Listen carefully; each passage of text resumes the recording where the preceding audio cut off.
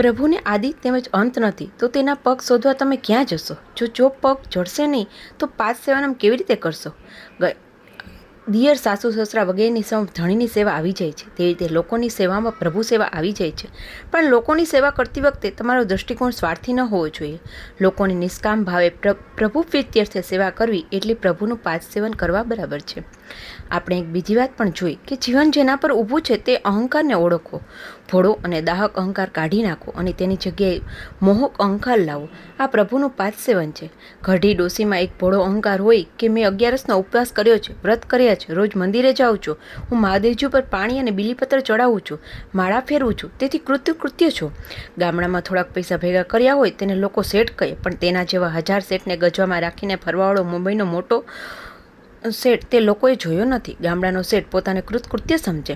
આ બધા ભોળા અહંકાર છે અને સમાજમાંથી આ ભોળા અહંકાર જવા જોઈએ. ઘરડી ડોસીને સમજાવવું જોઈએ કે 2-4 વ્રતો કર્યા, ઉપવાસ કર્યા કે મંદિરે ગયા તેટલું પૂરતું નથી. ભક્તિનો કૂદકો તે બહુ મોટો છે. માનવી જો આટલાથી સંતુષ્ટા માને તો આગળ વિકાસ સાધી ન શકે. જિંદગીના અંત સુધી યાજ્ઞવલ્ક્ય જેવા ભક્તો અસાધારણ રહે અને ઘરડી ડોસી સંતુષ્ટ રહે છે, પણ બંનેની ભક્તિમાં આસમાન જમીનનો ફરક છે. ઘરડી ડોસીની ભોળી કૃતકૃત્યા જવી જોઈએ. ગામડાના 2000 રૂપિયાવાળા શેઠને મુંબઈના કરોડપતિની કલ્પના હોવી જોઈએ. યાજ્ઞવલ્ક્ય 2 કરોડ રૂપિયાવાળો શેઠ છે. થોડું ઘણું કર્યું એટલે ભગતરાજ. લોકો ભણે ગણે પણ પોતાના કરતાં અનેક ગણો મોટો 2 કરોડ રૂપિયાવાળો યાજ્ઞવલ્ક્ય છે તેની કલ્પના હોવી જોઈએ અને આપણું લક્ષ્ય તેના પર હોવું જોઈએ. સમાજમાંથી ભોળો અહંકાર જવો જોઈએ. તેવી જ રીતે દાહક અહંકાર પણ જવો જોઈએ. દાહક અહંકારના મૂળમાં વસ્તુ રહેલી છે. જ્યાં સુધી વસ્તુ છે ત્યાં સુધી અહંકાર રહે. જ્યાં સુધી તમારી પાસે વિદ્યા, રૂપ, અધિકાર છે ત્યાં સુધી તમારો અહંકાર રહે. તે જ્યારે તમારી પાસે ન રહે ત્યારે તમે પાંગડા બની જાઓ. તેની પાસે વિદ્યા હોય તેણે વિદ્યા સતત પ્રચલિત રાખવી જોઈએ. એક વાર કાંઈ પૂછે અને જવાબ આપી દીધો એટલે પતી ગયું એવું ન ચાલે. ગમે ત્યારે પૂછે ત્યારે આવડવું જોઈએ. જો ન આવડે તો લોકો તરત જ કહે કે બધા તેને વિદ્વાન સમજે છે, પણ ખાસ કંઈ કસ નથી. વિદ્યાનું હથિયાર સતત તીક્ષ્ણ હોવું જોઈએ. વસ્તુનિષ્ઠ અહંકાર દાહક હોય તે બીજાને હલકો પાડે. સમાજમાંથી આ દાહક અહંકાર કાઢવો જોઈએ. વિદ્યા, રૂપ, અધિકાર આ બધું ક્ષણિક છે. 4 દિવસ રહે તેથી તેનો અહંકાર જવો જોઈએ. ચારુદત્ત રસિક હૃદયનો માનવી, પણ પૈસો જતા લોકોએ તેની કિંમત પાયની કરી નાખી. વિત્તનું વૈફલ્ય બતાવવાનો મારો હેતુ નથી. વિત્ત શુદ્ર છે તેમ પણ કહેવાનો અભિપ્રાય નથી, કારણ કે સંસારમાં દરેક વ્યક્તિ ભલે ને પછી તે સંન્યાસી હોય તો પણ વિત્ત મેળવવા રાત દિવસ પ્રયત્ન કરતી રહી છે. સંસારીને ઘર બાંધવું છે તો સંન્યાસીને મઢ બાંધવો છે. બંને જણા બાંધકામ ખાતાના અધિકારીને મળવા જશે. આપણું શાસ્ત્રોએ વિત્ત શુદ્ર છે એવું કહ્યું જ નથી, પણ સાથે સાથે વિત્તના સુખને મર્યાદા છે તે ધ્યાનમાં રાખવા અવશ્ય કહ્યું છે. તત્વજ્ઞાન એમ નથી કહેતું કે સુખ માટે વિત્ત આવશ્યક નથી. સાથે સાથે એ જરૂર સમજાવે છે કે વિત્તથી મળતા રહેલા સુખને મર્યાદા છે. અહંકાર સતંદર સમૂળો કાઢવો શક્ય નથી, કારણ કે જીવન તેના પર ઊભું છે.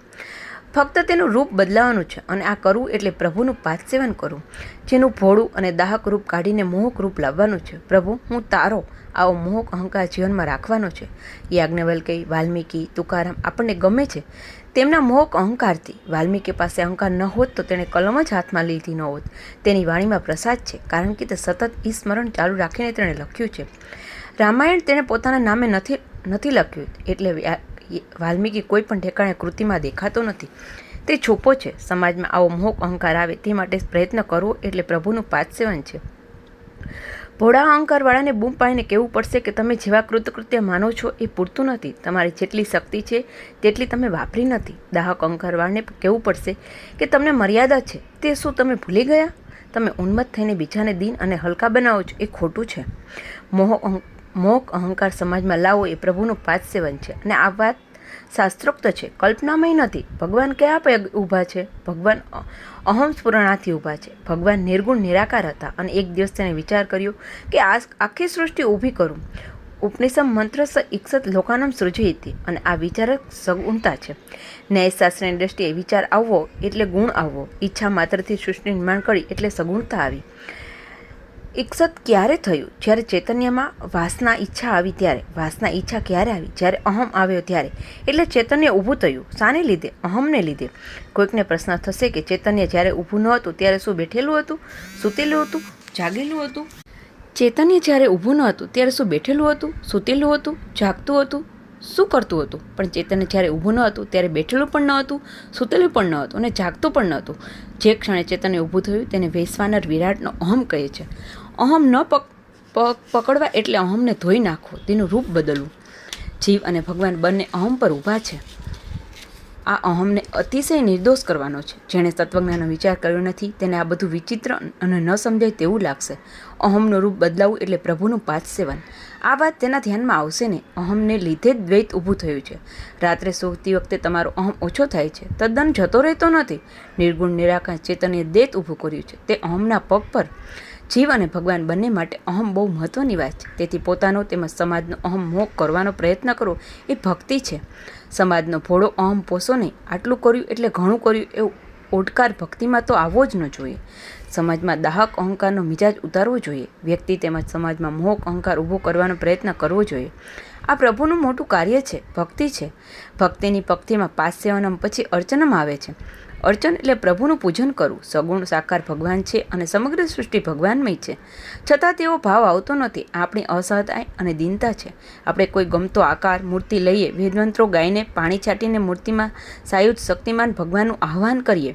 ગણપતિની મૂર્તિ શરૂઆતના માટીનો ગોળો હતી, પણ ચોખાના દાણાથી આપણે ભાવના ઊભી કરી અને જીવંત મૂર્તિ ઊભી કરી. તેનું અતિશય હેતથી પૂજન વિધિ પ્રમાણે પૂજન કરવું અને અંતે તેને મન આપી દેવું. પાણીથી ધોવાથી માંડીને મન આપી દેવા સુધી બધું પૂજનમાં આવી જાય. આપણે ભગવાનને બીજું બધું આપીએ છીએ પણ મન જ આપતા નથી. ગીતાના 6 અધ્યાય અને 9મા અધ્યાયમાં પૂજન વિધિ વિશે નિર્દેશ છે. આ શ્લોકમાં ભગવાને પૂજનની સામગ્રી જણાવી છે. પ્રભુને શું આપશો એ સવાલ મહત્વનો નથી. પ્રેમથી, ભાવથી અને હૃદયથી આપવું જોઈએ. આજે આપણે ભગવાનની પૂજા કરીએ છીએ પણ તેની પાછળ ભાવ રહ્યો નથી. મંત્ર તે જ છે પણ ભાવ જતો રહ્યો છે. પ્રભુ, હું તારા માટે ફૂલ લઈ આવ્યો છું, તું સ્વીકાર. આજે ઘાટી કે નોકર ફૂલ લઈ આવે છે. ખરું જોતા પ્રભુને ફૂલ ચડાવવાનું હોય તો એક દિવસ આગળથી તેનો વિચાર ચાલવો જોઈએ. મેં બગીચામાં ફૂલ વાવ્યા છે, કાલે સવારે તે ખીલશે. હું જાતે જઈ તે ચૂંટી લાવીશ એટલે પ્રભુને પ્રેમથી ચડાવીશ. કોઈ પણ ભાવ ઊભો કરવો હોય તો આગળથી તેનો વિચાર ચાલતો હોવો જોઈએ. એકદમ જ તક્ષણે ભાવ ઊભો થતો નથી. આગળથી ભાવ અનિશ્ચિત રૂપે વહેતો આવતો હોવો જોઈએ. તમે કયું ફૂલ કે ફળ ધરો છો તેના કરતાં તમે કયા ભાવથી પ્રભુને ધરો છો તે મહત્વનું છે. શેઠ ફળ ફૂલનો કરંડિયો મગાવી લે અને મંદિરમાં મોકલી આપે. આવી રીતે જો ભગવાન ખુશ થતા હોય તો કેટલાય લાખોપતિ શેઠ ભગવાનને ખરીદી લે. પણ ભગવાન કોઈ દિવસે વેચાઈ ગયો નથી, હજી છે ત્યાં જ ઊભો છે. કેવળ ફળ ફૂલથી ભગવાન રીતતો નથી. તેથી ભગવાન ઉપરના એક મહત્વનો શબ્દ લગાડ્યો છે કે જે આપે છે તે હું જ લઉં છું. પૂજન કરવાનો વિધિ અતિ દૈવી છે. ચિત્ત એકાગ્ર કરવા માટે વિશિષ્ટ વાતાવરણ ઊભું કરવું પડશે. ભક્તિરસ જાગૃત કરવો પડશે. આપણામાં બધા જ રસો પડ્યા છે, પણ પ્રસંગ પ્રમાણે અમુક ઘટના નિર્માણ થતાં અમુક રસ જાગૃત થાય છે. કારણ વગર તમે હસો તો તમને ગાંડાની હોસ્પિટલમાં દાખલ કરવા પડે. હસવાનું વાતાવરણ કારણ હોય તો તમારામાંનો હાસ્ય રસ જાગૃત થશે.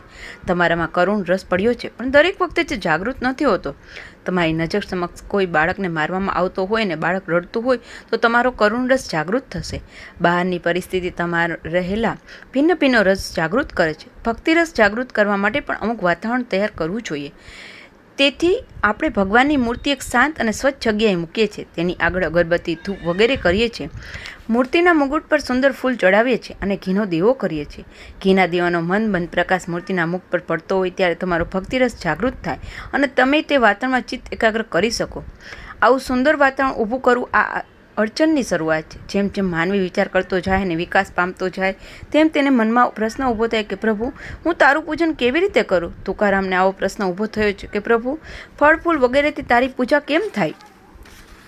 એ તો બધી તારી જ કલા છે. મોગરો, ચંપો કે તે ખીલવ્ય તારી જ કલાનો વૈભવ હું તને કેવી રીતે આપું? તને હું શું રાજભોગ ધરવાનો?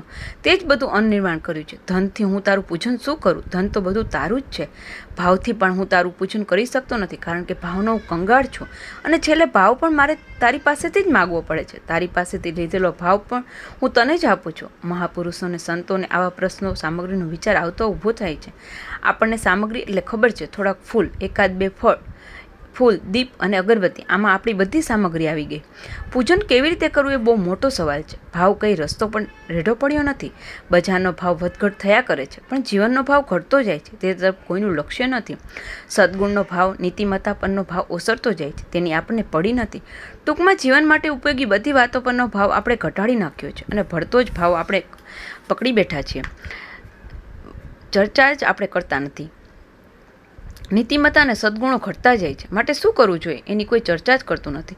એને માટે કોઈનું આતરડું તૂટતું નથી. એક કાળે સમાજમાં ભાવહીન માણસને આસુરી વૃત્તિવાળાને રાક્ષસ કહેવામાં આવતો, જેથી તે સીધો સરળ થવાનો પ્રયત્ન કરે. રામકાલીન સમાજ વ્યવસ્થામાં રાક્ષસી વિચારને કોઈ છોકરી આપતું નહીં, તેમજ તેની ચોકીઓ લેતું નહીં. સમાજમાં આવી એક શક્તિ હતી, તેથી હરામખોરી કરવાની હિંમત બહુ ઓછા કરી શકતા. આજનો માનવી યમની શક્તિ ભૂલી ગયો છે અને તેણે સમાજની શક્તિ કાઢી નાખી છે. તેથી શક્તિહીન શાસન થયું છે. અને શક્તિહીન શાસન શું કરી શકવાનું છે? માણસમાં અમુક ભાવ ન હોય તો માણસ જ નથી. આમ સમાજે ઠરાવવું જોઈએ. લાખો રૂપિયા હોય પણ ભાવ ન હોય તો માણસની કિંમત બહુ નથી, એવું ધોરણ સમાજે રાખવું જોઈએ. ભગવાન જ્યારે પત્રની માગણી કરે છે ત્યારે ભક્તે પ્રેમથી ભગવાનને કાગળ લખવો જોઈએ. ભગવાને જ નિર્માણ કરેલા બીલીપત્ર કે તુલસીદળની ભગવાનને અપેક્ષા નથી. ભગવાન તો પરિપૂર્ણ છે, તેની પાસે કંઈ ઓછું નથી. સાક્ષાત લક્ષ્મીજી તેની સેવા કરી રહ્યા છે, એટલે ભગવાને બીજું કંઈ જોઈતું નથી, પણ આપણો ભાવ જોઈએ છે. કાગળ તો ઘણા લોકો ભગવાનને લખતા હશે. મોટા ભાગના લોકોની ભગવાન આગળ તકરાર હોય છે, કે વિનંતી હોય છે, કે અરજી હોય છે. ભગવાન, હું બહુ દિવસથી તમારી સામે જોતો નથી. બીજા બધા સુખી છે અને ભગવાન તમે મને જ કેમ ભૂલી ગયા? પણ જીવને સુખ એટલી ખબર નથી કે ભગવાન નજર ન હોય તો તે બોલી શકે ખરો, સૂઈ શકે ખરો, મીઠી ઉઠી શકે ખરો? કેટલાક કાગળમાં ભગવાનને ખબર આપવામાં આવે છે કે ભગવાન, આ દુનિયાની સ્થિતિ બહુ વિકટ થઈ છે. ભાવ આસમાને પહોંચ્યા છે. લોકો અંદર અંદર ઝઘડ્યા કરે છે. કોઈ ઠેકાણે સુખ શાંતિ દેખાતા નથી. પણ ભગવાનને આવી ખબર આપવાની કંઈ જરૂર ખરી? ભગવાન તો સર્વવ્યાપક છે અને બધી પરિસ્થિતિ વાકેફ છે. તેને બધું જ જ્ઞાન છે. તો પછી કાગળમાં આ બાબતની સહજ નોંધ લેવાનું ભગવાનને કઈ જરૂર? કેટલાક કાગળમાં ભગવાનનું વર્ણન હોય. ભગવાન, તમે પતિત પાવન છો, તમારું રૂપ અતિ રમણીય છે, વગેરે વગેરે. પણ ભગવાન, તમારી વાણી અને ભાષા તારું વર્ણન કરવા માટે અધૂરા છે. તારું ગમે તેટલું વર્ણન કરીએ પણ તે કોઈ દિવસ પૂરું થાય જ નહીં. કાગળમાં ભગવાનનું વર્ણન થાય નહીં. વિશ્વની ખબર લખવાની જરૂર નહીં. વ્યક્તિગત માંગણી કે વિનંતીથી પણ જરૂર નહીં, કારણ કે તેથી ભગવાનના સર્વંગાપણાનો ધક્કો બેસે. તો પછી ભગવાનને કાગળમાં શું લખશો? તેને એક પ્રશ્ન મૂંઝવે છે કે લોકો રોજ ટપાલ લખતા હશે, તે શું લખતા હશે? કેટલી વાર તેમની દયા આવે છે તો કેટલીક વાર મત્સર પણ થાય છે કે આ લોકો પાસે ખરેખર લખવા જેવું છે શું? નાનપણનો મારા જીવનનો પ્રસંગ યાદ આવે છે. મારા પિતાશ્રી મને કાગળ લખવાનું કહેતા અને બહુ ઠપકો આપે, એટલે હું પોસ્ટકાર્ડ લખતો. શરૂઆતમાં પૂજ્ય પિતાશ્રીને નમસ્કાર લખું અને પછી લખું કે હું આનંદમાં છું, સુખી છું. પછી આગળ પ્રશ્ન થાય કે હવે શું લખવું? શું જેને આ પ્રશ્ન ઊભો થતો નથી તેની કાં તો દયા ખાવા જેવી છે, કાં તો મત્સર કરવા જેવો છે. મત્સર એટલા માટે કે તેની પાસે કંઈ લખવા જેવું છે. પ્રભુના મંગળાના દર્શન કરવા જઈએ ત્યારે આપણે ભગવાનને કાગળ આપીએ છીએ, પણ તે કાગળમાં કાં તો વિનંતી હોય, કાં તો તકરાર હોય, કાં તો અરજી હોય. દેહિંસે મને આ આપ અથવા પેલું આપ. આપણું માગવું સતત ચાલુ જ હોય. ભગવાન શું આવા માગણીના કાગળો વાંચતા હશે? પોતાના દૂતને આવા કાગળો સોંપી દે અને કહે કે તેના ખાતામાં જો કંઈ બાકી લેણું હોય તો આપી દે.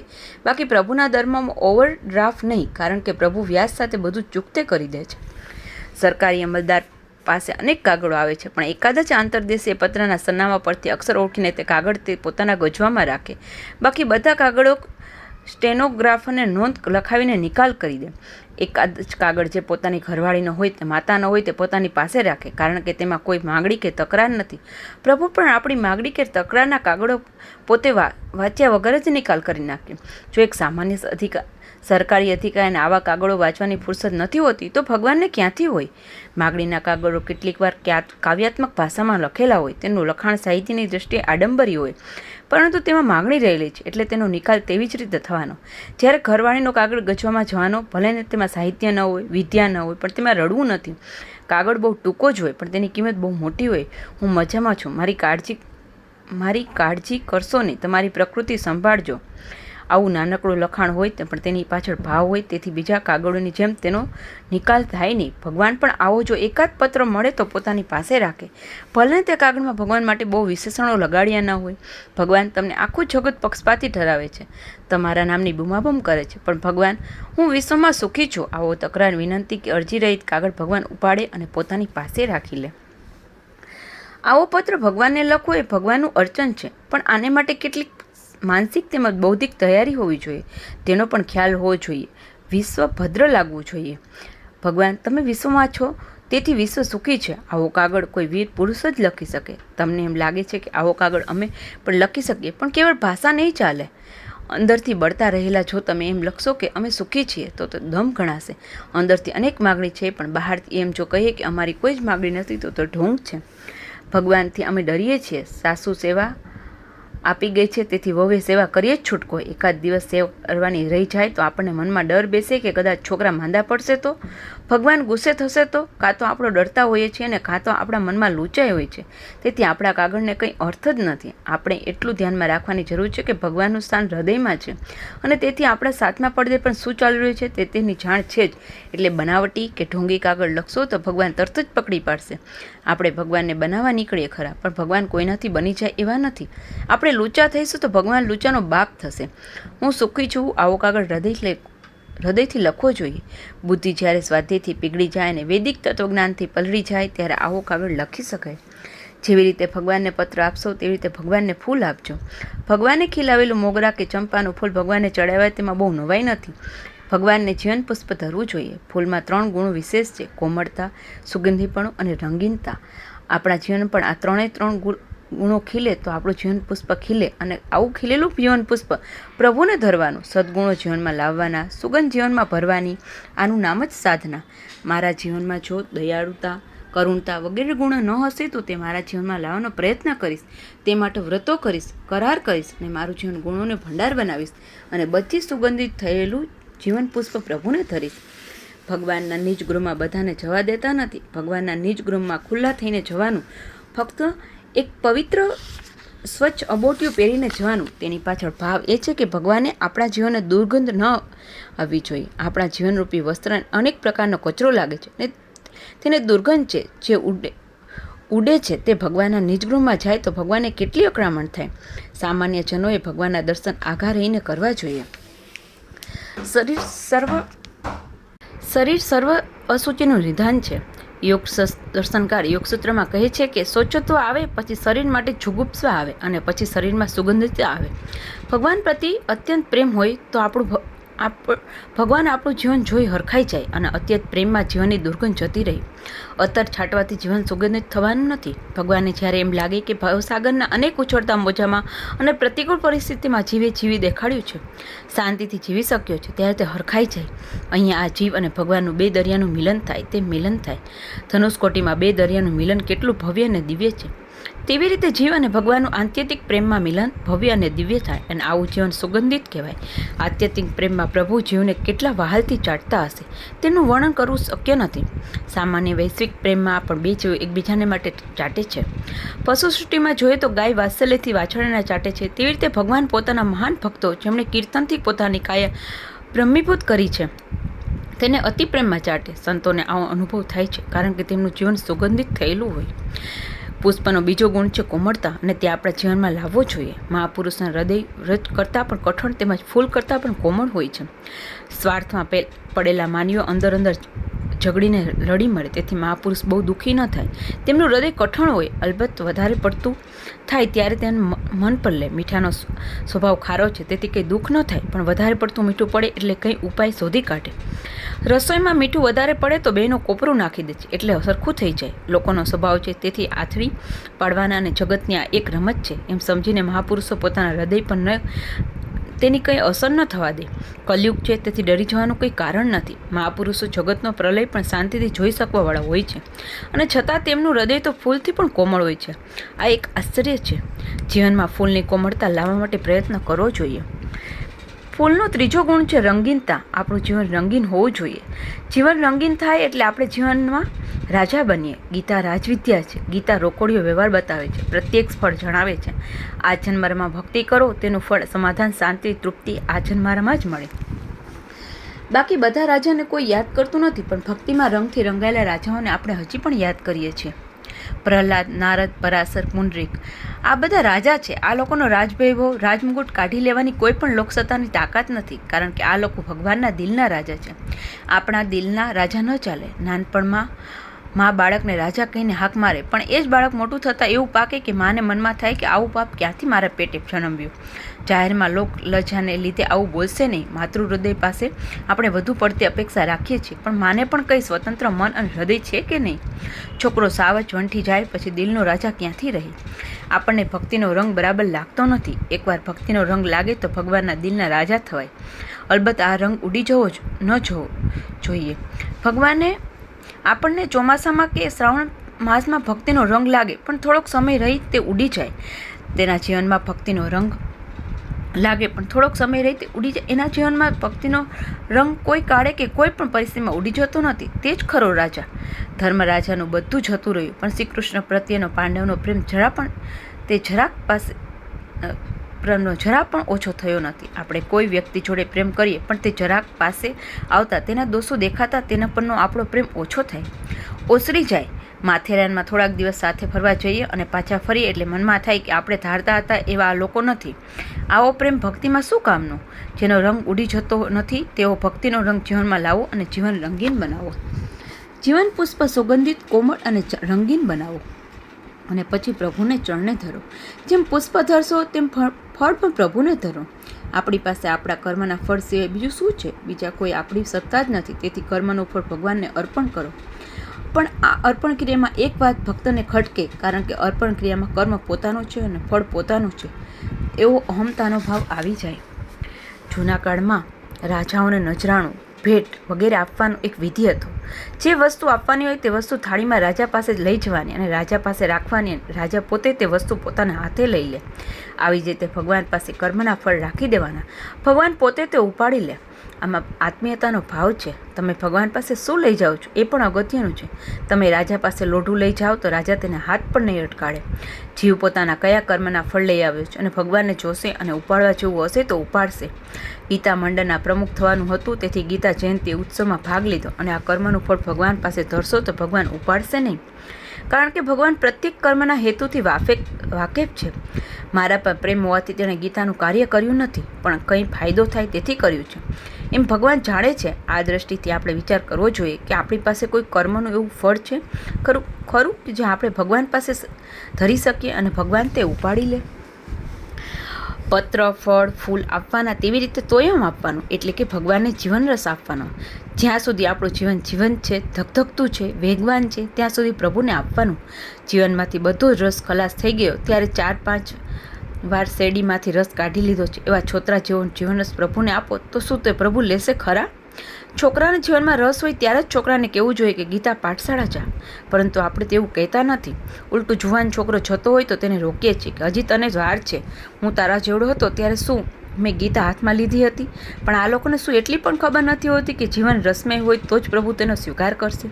કાકડી કુમળી હોય તો જ આપણે ખાઈએ છીએ. ગઢી થયેલી કાકડી ફેંકી દઈએ છીએ. આખું જીવન આપણે ભલે પ્રભુને ન આપી શકીએ, પણ જીવનનો એકાદ ટુકડો તો જરૂર આપીએ. જ્યાં સુધી ઉગતી જુવાની છે, જીવન કૂદતું નાચતું છે, ત્યારે જુવાનીનો થોડોક ભાગ પણ પ્રભુને આપીએ તો પ્રભુને આનંદ થશે. પ્રભુ કાર્ય માટે થોડોક સમય આપીએ તો પ્રભુ રાજી થશે. ટૂંકમાં પત્રમ પુષ્પમ થલમ, તો એનો ભાવાર્થ સમજીને આપણે પ્રભુનું યોગ્ય રીતે અર્ચન કરીએ.